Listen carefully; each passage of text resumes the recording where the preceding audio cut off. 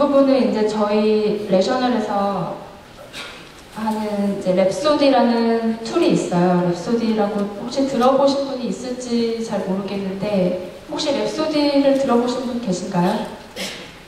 예, 몇 분 계시네요. 그래서 랩소디가 간략히 설명을 드리자면 UML이라는 모델링 언어를 이용해서 이제 설계를 하고 개발을 할 수 있는 그런 툴이에요. 사실 우리나라에서는 개발을 하는 데 있어서 UML을 통해서 체계적으로 설계를 하는 경우가 사실은 아직 별로 없는 것 같아요. 미국 같은 경우는 그래도 상당 부분 보편화가 되었는데 그래서 지금 이제 랩소디라는 툴을 이용해서 보편화를 하기 위해서 많이 노력 중이고요. 그래서 랩소디라는 툴을 이용해서 요새 안드로이드에 대한 개발에 대한 니즈가 많기 때문에 저희 이제 레셔널 사업부에서도 많은 제안을 하고 있습니다. 그래서 랩소디에서 안드로이드 프로파일이라는 게 있는데 이 부분에 대해서는 간략히 소개를 해드리자면 첫 번째로 이제 개발된 안드로이드 앱이 있을 때 그 앱을 정적 혹은 동적으로 분석하는 데 도움이 됩니다. 그러니까 예를 들어서 그냥 코드만 보는 게 아니라 그 코드를 이제 UML이라는 그림으로 볼 수가 있는 거죠. 뭐 클래스 다이어그램이라든가 아니면은 시퀀스 다이어그램을 통해서 어떻게 이제 구조가 그려져 있고 그 구조 간의 디펜던시는 어떻게 되어 있고 그런 분석을 할 수 있기 때문에 구조에 대해서 파악을 하기가 쉽고요. 또 애니메이션 같은 경우에는 실제로 SDK를 실행을 시키면서 런타임으로 이 SDK가 이렇게 뭐 버튼을 누르고 할 때 시퀀스 다이어그램상에서는 어떻게 움직이는지 동작까지 그러니까 디버깅을 하기에 굉장히 좋은 그런 기능이라고 할 수 있습니다. 이런 부분들도 좀 이따가 데모 동영상으로 다 확인하실 수가 있습니다. 예, 그래서 안드로이드 앱뿐만 아니라 프레임워크에 대한 분석과 개선에도 도움이 되고요. 또 이제 안드로이드를 포함한 새로운 서비스를 개발할 때 예를 들면은 단말기는 안드로이드인데 연동 대상은 자동차나 가전제품 또는 다른 이제 제품들이 됐을 때 그것을 연동하기 위해서는 좀 더 복잡한 시스템이 요구되는데 그런 것까지 지원을 할 수가 있습니다. 이제 좀 전에 말씀드렸던 것에 대한 첫 번째, 두 번째 말씀드렸던 정적, 동적 분석인데요. 스태틱 아날리시스라는 부분이 나와 있는데 저 부분이 이제 그냥 말 그대로 정적으로 클래스와 클래스 사이에 디펜던시 연결이 어떻게 되어 있고 이렇게 그림을 나타내 주는 거고 오른쪽에 런타임 아날리시스를 보시면 아까 전 SDK 상으로 버튼을 눌렀을 거예요. 버튼을 눌렀을 때 그 다이어그램 상에서 어떤 식으로 움직이는지 이제 보실 수가 있습니다.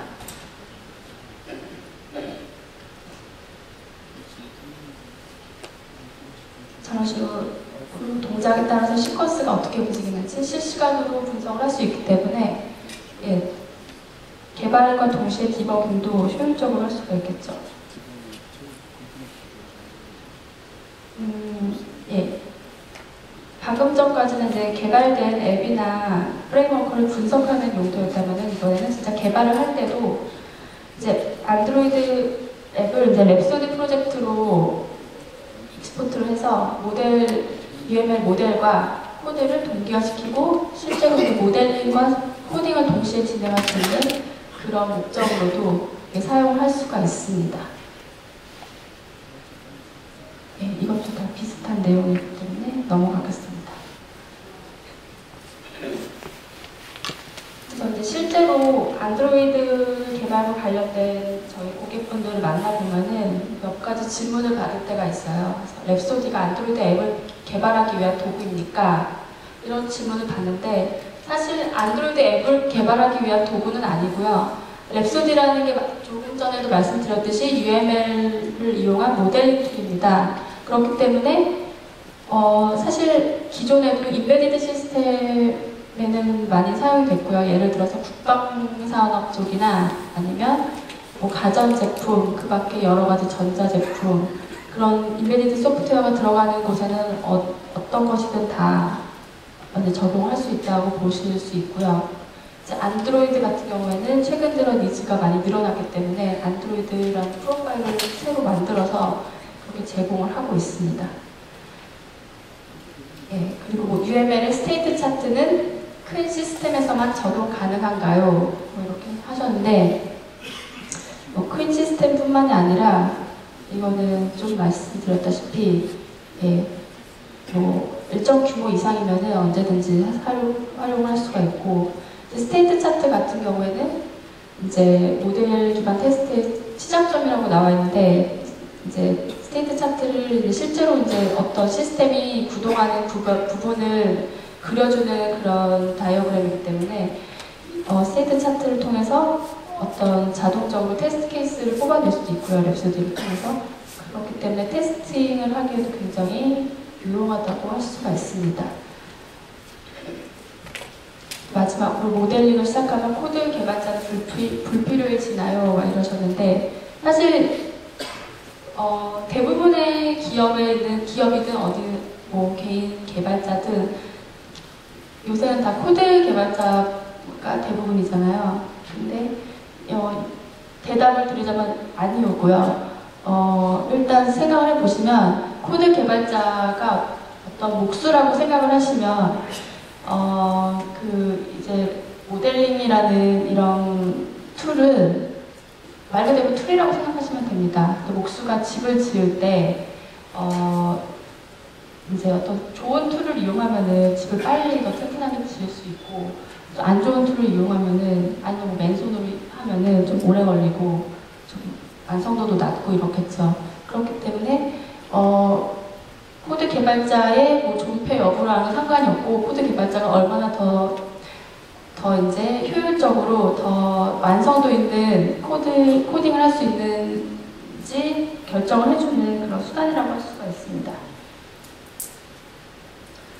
네, 그 다음에는 이제 저희 레셔널에서 제안하고 있는 툴체인에 대해서 설명을 해드리겠습니다. 이제 기존에는 뭐 설계자, 개발자, 테스터 이렇게 각자 할 일들을 이렇게 하고 있었어요. 설계자라는 개념도 사실 있는 곳도 있고 없는 곳도 있는 것 같아요. 설계자라는 뭐 아키텍트라는 개념이 있어서 뭐 UML, 뭐 스타 UML이나 EA 같은 툴을 이용해서 모델링을 하고 그런 분들도 물론 계시겠지만 안 그런 분들도 굉장히 많은 것 같고요. 그렇게 해서 이제 설계를 했다고 하더라도 그 설계가 개발과 어떻게 유기적으로 연결이 된다기보다는 그냥 그 설계도를 참고해서 개발자는 그냥 이제 에디터를 통해서 뭐 이제 코딩을 하는 거죠. 코딩을 하고 이제 코딩이 다 된 것을 토대로 테스트하는 기능 위주로 테스트를 합니다.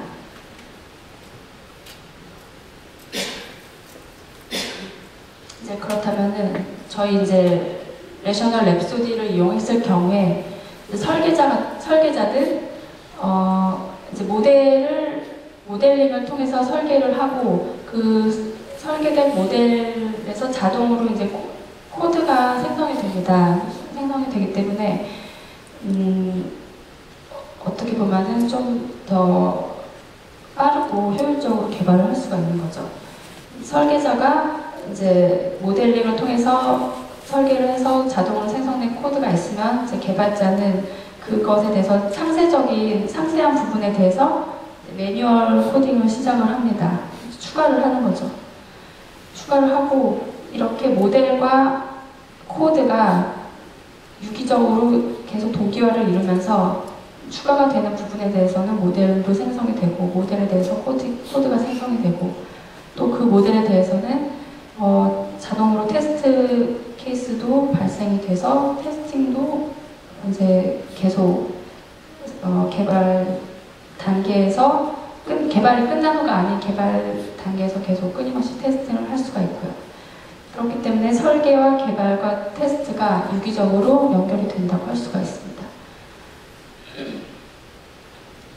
여기 보시면 이제 레셔널에서 제안하는 툴체인인데요. 지금까지 계속 말씀드렸던 랩소디가 있고 그 전에 이제 도어스라는 그런 저희 툴이 있습니다. 이게 뭐 하는 툴이냐면은 요구사항을 관리를 해주는 툴입니다. 그러니까 어떤 제품을 만드는 데 있어서 다양한 요구사항이 있을 수가 있겠죠. 예를 들면은 어떤 폰을 만드는 데 있어서도 뭐 수십 가지 정도가 아니라 뭐 수백만 가지까지가 될 수도 있는데, 예를 들면은 폰에서 뭐 5초 후에 DIM이 걸리고 10초 후에는 뭐 슬립이 들어간다, 이런 것도 하나의 요구사항이 될 수가 있습니다.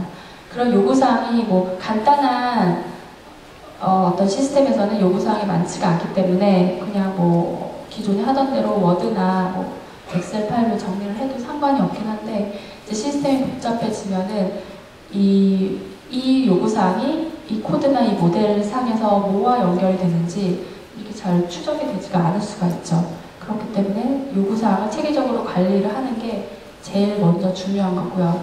그 정리가 된 요구사항을 토대로 이제 랩소디를 통해서 모델링과 이제 코딩을 시작을 합니다.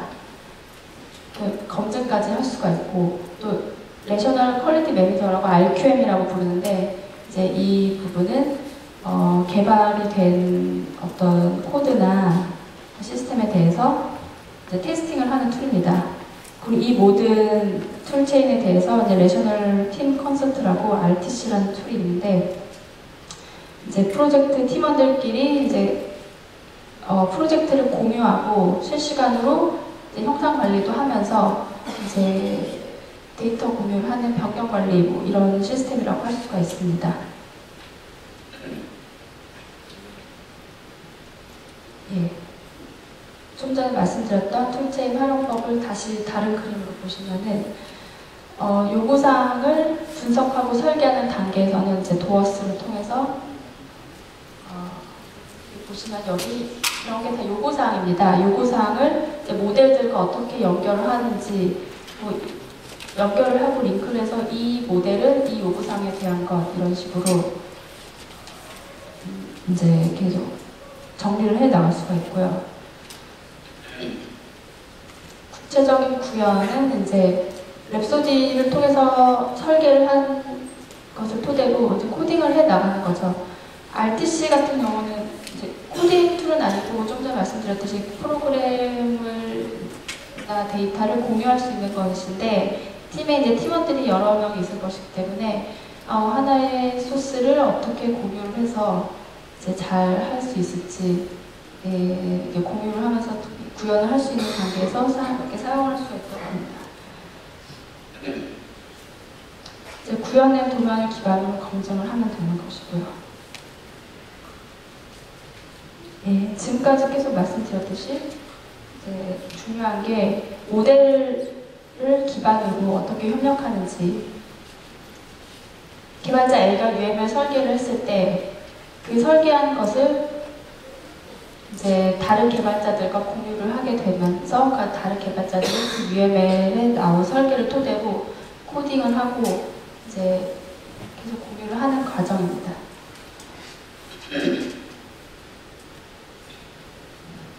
네, 그러면은 이제 데모 동영상을 한번 보여드릴게요. 제가 계속 말로 설명하는 것보다 한번 툴이 어떻게 돌아가는지 보시는 게 더 도움이 될 것 같습니다. 이 부분은 지금까지 계속 말씀드렸던 것과 일맥상통하는 내용이라서 다 스킵을 하겠습니다.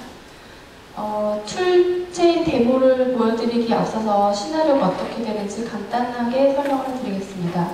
일단 유저 1, 2, 3이 등장을 합니다. 유저 1은 매니저입니다. 제품을 담당을 하고 말 그대로 매니징을 하는 거죠.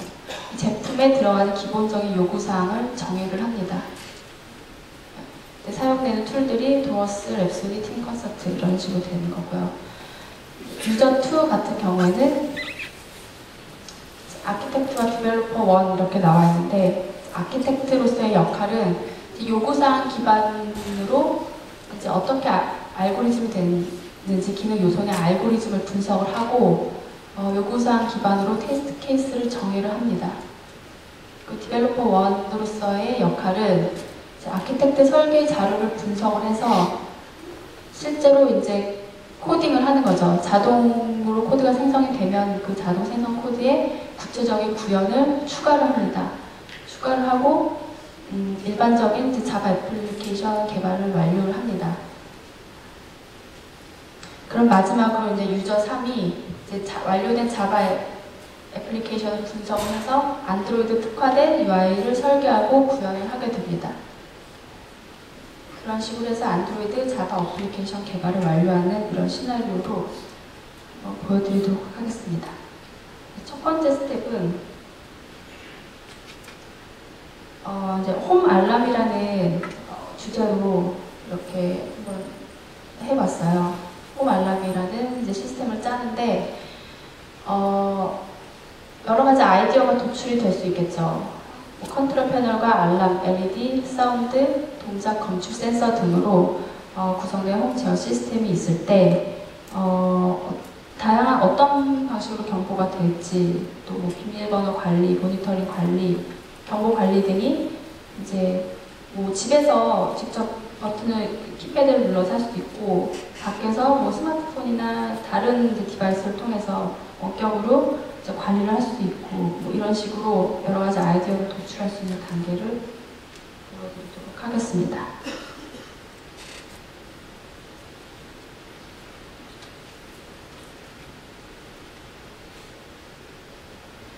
이제 RTC라는 툴을 통해서 랩소디 프로젝트를 하나 만듭니다. 자바 랭귀지를 설정을 해주고요. 이제 게이트웨이라는 기능을 통해서 그 전에 이제 도어스를 통해서 정의를 해놓았던 이제 요구사항을 링크를 시켜줍니다. 이 요구사항은 사실 여기서 도어스를 예시로 했지만, 뭐 기본적으로 랩소디가 MS 오피스도 지원을 해주기 때문에 뭐 워드나 엑셀 파일로 링크를 시켜줘도 이제 지원이 됩니다. 그러면 이제 구조적 요구사항, 뭐 기능적 요구사항 이런 식으로 그 전에 정의했던 요구사항들이 링크가 되게 됩니다.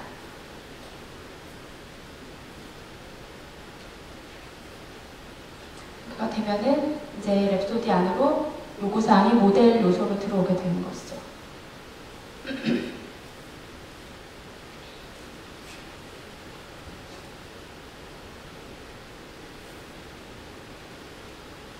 유즈 케이스 다이어그램을 통해서 이제 여러 가지 생각해 볼 수 있는 유즈 케이스를 이제 그려보는 건데요. 보시면은 이제 바운더리를 하나 만들어주고, 홈 알람이라는 시스템이라는 바운더리를 만들어주고, 저희가 생각해 볼 수 있는 액터들을 설정을 해줍니다. 침범자가 될 수도 있겠고,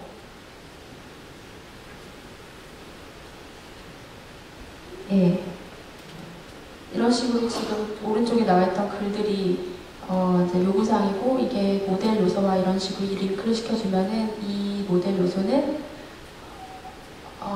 이 요구사항과 관련이 되는 거다. 이런 식으로 해서 시스템이 굉장히 복잡해졌을 때 이 요구사항을 클릭을 하면은 이게 어떤 모델과 연결되는지 바로 이제 추적할 수도 있는 그런 기능이 됩니다. 이 정도 보여드리고, 시간이 많지 않은 관계로 빨리 조금만 더 보여드리고 마무리를 할게요.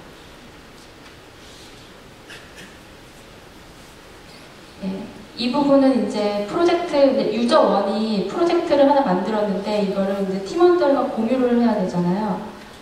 그래서 유저 2와 유저 3한테 RTC라는 툴을 매개체로 해서 인비테이션을 보냅니다. 인비테이션을 보내면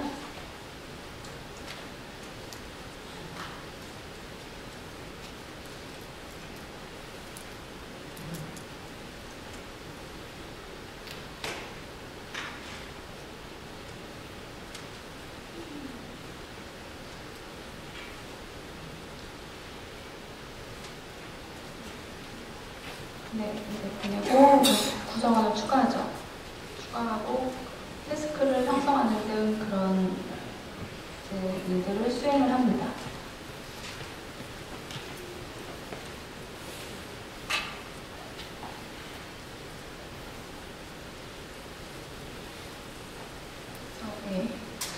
여기까지 시간 관계상 여기까지 보여드리고 마무리해야 될 것 같습니다.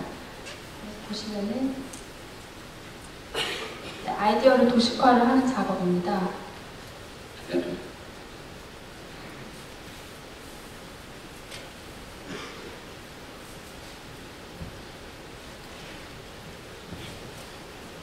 이제 새로운 다이어그램을 통해서 이제 좀 전에 만들었던 그 유즈케이스 다이어그램을 토대로 이번에 시퀀스 다이어그램을 만드는 거죠. 홈 오너, 뭐 키패드, 알람, 뭐 여러 필요한 요소들을 클래스들을 설정해주고 이제 어떻게 동작을 할지 도식화를 하는 것이죠. 시퀀스 다이어그램을 통해서. 이런 식으로 시퀀스 다이어그램을 통해서 모델링을 하면은 어떤 공통 부분에 대해서는 코드가 아까도 계속 말씀드렸다시피 코드가 자동으로 제너레이션이 됩니다. 그 외에 추가로 구현할 부분에 대해서만 추가로 구현을 해주시면 되는 것입니다.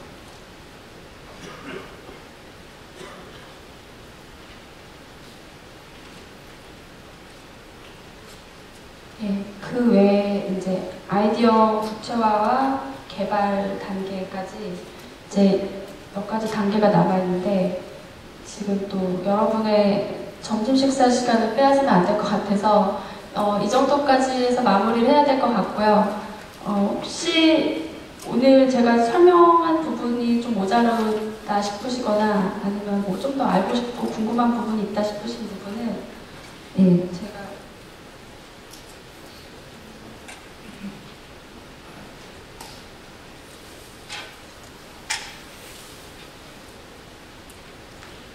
제가 이메일 보내주시면 아는 범위 내에서는 뭐 설명을 해드리겠습니다. 아니면 IB 홈페이지 가시면은 레셔널이라는 그런 탭이 있습니다. 거기서도 이제 어느 정도 설명을 보실 수 있을 것입니다.